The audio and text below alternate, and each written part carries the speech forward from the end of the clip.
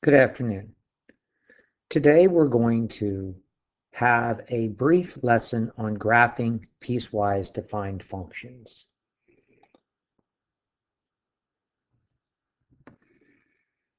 Graphing piecewise defined functions will be a topic that we discuss a lot next year. A piecewise defined function is fairly straightforward. It is a function given different pieces. The pieces of the functions are broken up with respect to different intervals on the x-axis or different domain values. Here we have this particular piece. The top piece of this function is linear. That is a linear function. But I'm only talking about that linear function if x is less than or equal to 1. It is this portion of the linear function, or the piecewise function, that is most important. This is where the pieces of the function will be defined. So if I'm over here, x less than or equal to 1, I'm talking about this linear function. If I'm greater than 1, then I'm talking about this quadratic function if I'm greater than 1. So the first step in graphing a piecewise function is to look at this domain notation and realize that the domain of these pieces will be split up at 1. So I'm going to graph a vertical line at x equals 1. Let's come back here and grab a vertical line, and let's do a light green line, and I'm going to graph that light green line at x equals 1. This tells me that this linear piece is only going to happen to the left of -1 here. So now I'm going to go back and graph this piece of this particular function, this linear piece. And I notice this is going to be fairly easy to graph because I have this 1, 3 that is on this linear function. So let's plot that point. Let's plot that 1, 3. That is on that linear function. And the slope says to go up 1 and over 3, but I'm not allowed to cross this vertical line. But I have to have a positive slope, a positive average rate of change that goes up 1 to the right 3. I can get that positive rate of change by going down 1 and back 3. I can go down 1, that would be a point, and back 3 again. This is going to be my linear function. I'm going to graph that in blue.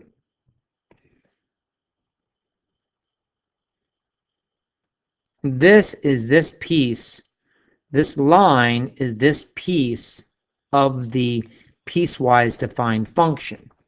And I will actually, above that line, put that this is y is equal to 3 plus 1/3 x minus 1. You don't have to do this.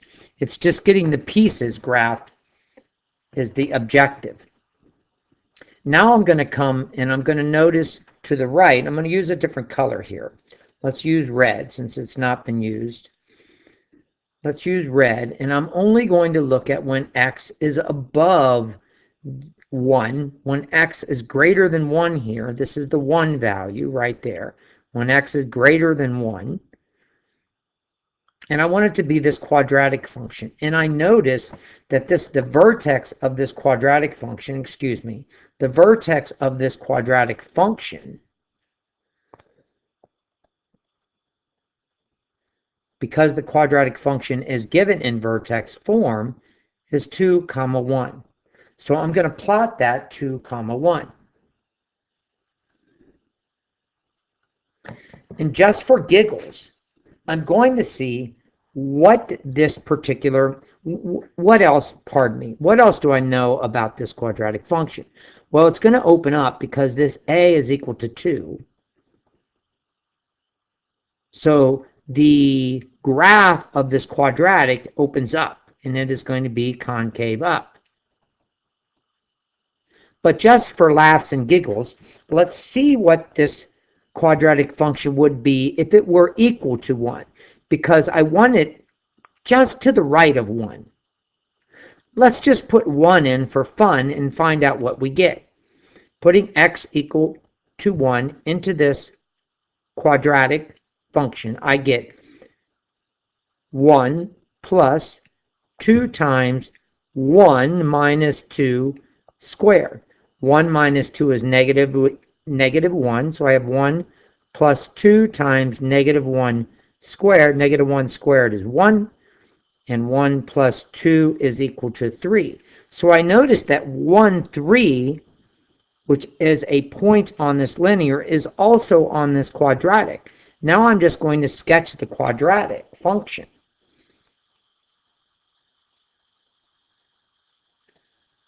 And that's the piece of the quadratic function. This particular piecewise function is continuous. It's continuous because both of the pieces touch. The red piece, which represents this quadratic, happens when x is greater than 1 over here.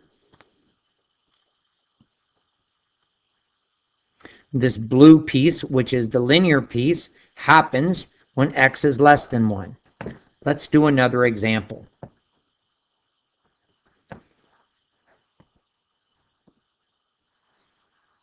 And where did we go? Here's that example. Again, you will notice I have a piecewise function, but this time I'm splitting the domain up at 3, when x is less than 3, when x is greater than 3. This is always step 1. Step 1 is to split that darn domain up. Step 1, split the domain up. OMG. Step 1, always note the domain.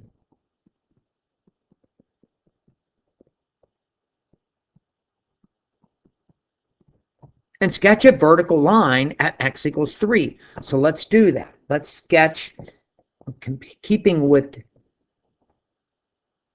the example 1, we're going to sketch that line, that vertical line, in light green. But now I want it at 3. And there's that vertical line at 3. So I notice when x is less than 3, I want this linear function. And again, I can see a point on this linear function. A point on this linear function is 1, negative 1. And I notice that because of this y and this x, 1, negative 1. So let's plot that 1, negative 1. Right there it is. And now I'm going to do what the slope says. Go down 1 over 2. Down 1 over 2. So it looks like I'm going to be at 3, negative 2. So I'm going to go down 1 over 2, or back 1, up 1, left 2. And that's going to be my linear function. And we're going to graph that rascal in blue. And that's my linear piece.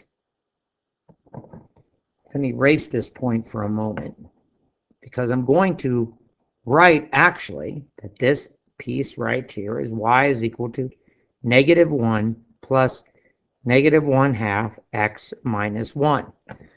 That's the line.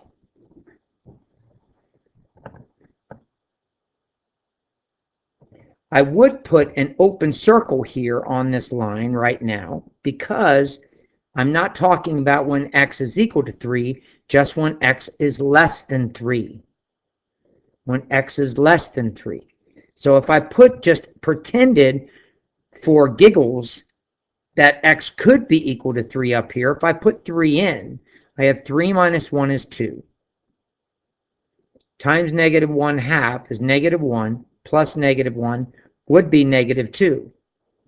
The coordinates of this here, open point, is negative 3, negative 2. Pardon me, positive 3, negative 2. So let's graph the quadratic part over here. Now we're going to graph the quadratic, and we're going to graph that quadratic in red. And I want to graph this quadratic if x is greater than 3. And I notice on the quadratic piece, the vertex of the quadratic piece is 4, comma, negative 1. That's the vertex. So let's plot that point for negative 1. And I do notice that this rascal opens down because of this negative 2. So opens down,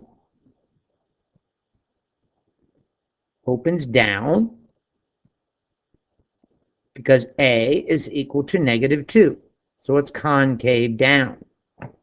So let's just for giggles again, let's put x equals 3 in and see what I get on this parabola. And then I will be able to graph it. So if I put 3 in, I'm going to get negative 1, I want the output, minus 2 times 3 minus 4 squared. 3 minus 4 is negative 1, so I have negative 1 minus 2 times negative 1 squared. Negative 1 squared is 1. Negative 2 minus 2 is negative 3. So this point here on the parabola is going to be 3, negative 3. Oh, which doesn't match up with this point here. That was 3, comma, negative 2. So I'm going to plot this point and note that x does equal 3 here. Let's go back to red, keep the quadratic in red. So I'm going to plot the point 3, negative 3. And here's my quadratic. Trying to make it nice. And I notice, let me fill in blank in here, Lee, that this particular, I'm going to erase that and do that over. That's bugging me. It has 4. That's not bad, old buddy. So that's the graph of the quadratic piece. I'm going to erase this so I get a good picture of the graph of the piecewise. So here's the graph of this piecewise function. I have a linear piece and a quadratic piece. The quadratic piece only happens when x is greater than or equal to 3, opens down because a is equal to negative 2. It has a vertex of 4, negative 1, and I have the linear piece there. This quadratic happens if x is greater than 3, and the linear piece happens when x is less than 3. Those are 2 examples of graphing a piecewise. Graphing a piecewise will, ladies and gentlemen, be on our assessment Thursday. Thank you very much. I will see you soon.